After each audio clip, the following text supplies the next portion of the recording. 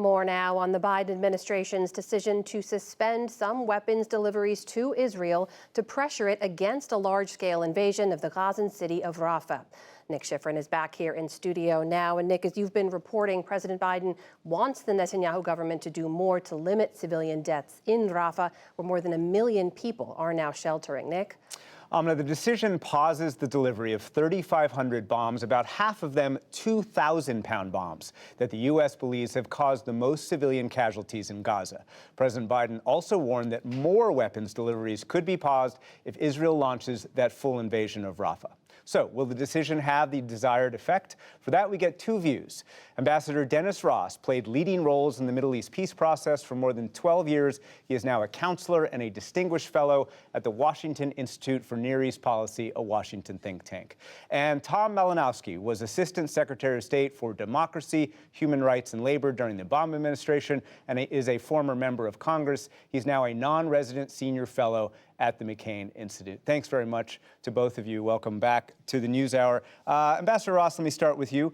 Will the Israeli government now take more into account Biden administration's over Rafah than it would have had this decision not been made and not been made public? Look, it's an excellent question. My sense is, from a political standpoint, it will be harder for Prime Minister Netanyahu to look like he's responding to President Biden, not in terms of the body politic of Israel as a whole, but in terms of the right wing of his own coalition. So how he manages that, I think, remains to be seen. Now, having said that, I don't see him wanting to put Israel in a position where suddenly it's losing access to some of the munitions it's likely to need, not so much for Rafah, but because it still faces very real threats from Hezbollah in the north. It's not in Israel's interest to create an image of a gap, a division with the United States. That could make a conflict in the north with Hezbollah more likely. And frankly, it's also not in Israel's interest because I think it probably also increases the Hamas sense, or at least Yahya Sinwar, the Hamas leader in Gaza, increases his sense that he really doesn't need to make any decisions at all right now.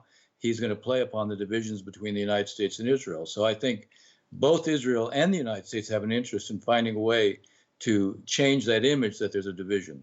Tom Malinowski, same question. Is Bibi Netanyahu more likely to take U.S. warnings seriously today than he was before this was made public? Oh, he wasn't taking them seriously before, and that's why the president made this decision. Look, this is the most pro-Israel president in American history who's just reached his limit after months and months of trying to break through to this government in Israel. We're still supporting Israel. He's also the first president just last month to put American armed forces on the line defending Israel against attack, shooting down... This is the Iranian attack, right? Exactly. Shooting down hundreds of missiles.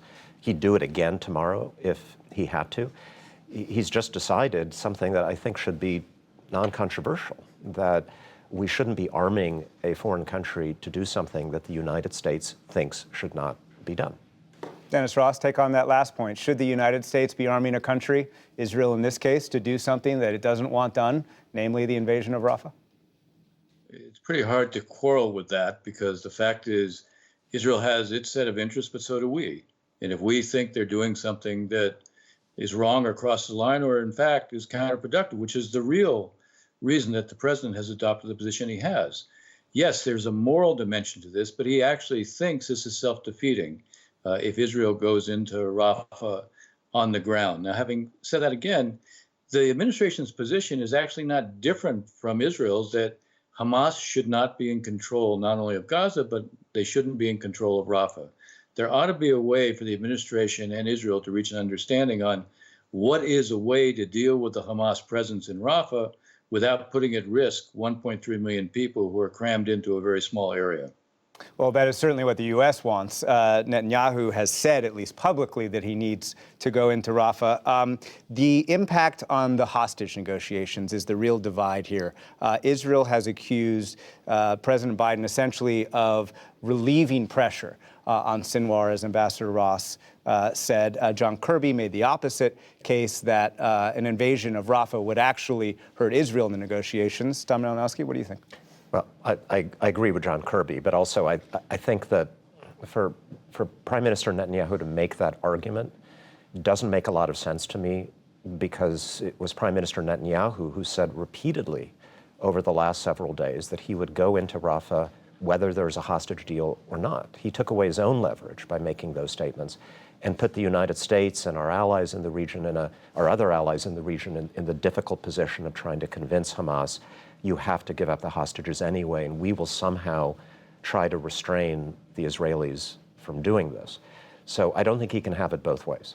Ambassador Ross, take on that point, that Netanyahu took away his own leverage by arguing he was going into Rafah regardless.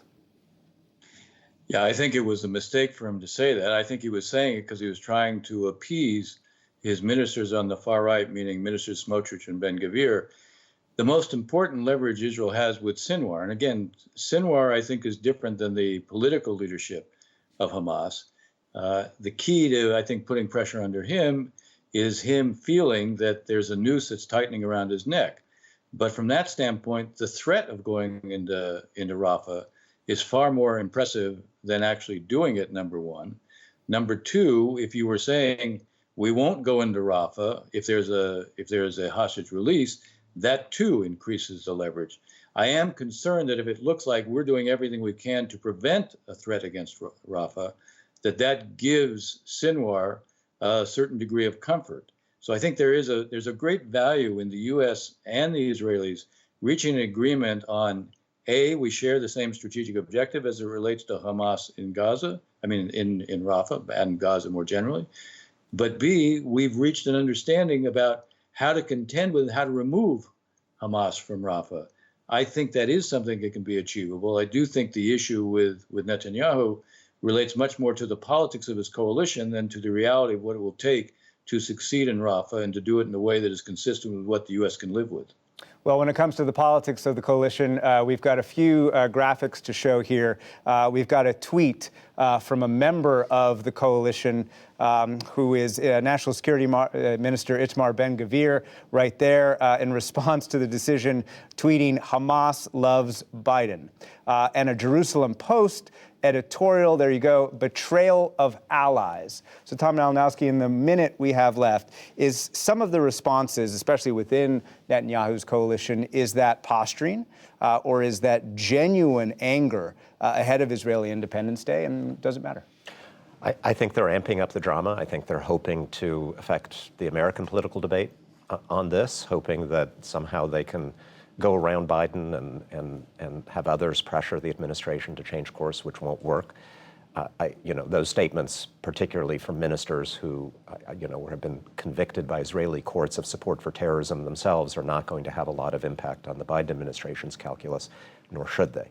I think when the drama subsides, I agree with Ambassador Ross that at the end of the day, Israel and the United States need each other. Israel needs the United States and the supply of weapons that we provide and the political support that we provide. And I think the common understanding that Ambassador Ross rightly says is necessary about how to actually defeat Hamas will be where we end up. Tom Malinowski, Ambassador Dennis Ross, thank you very much to you both. Thank you very much. Thank you.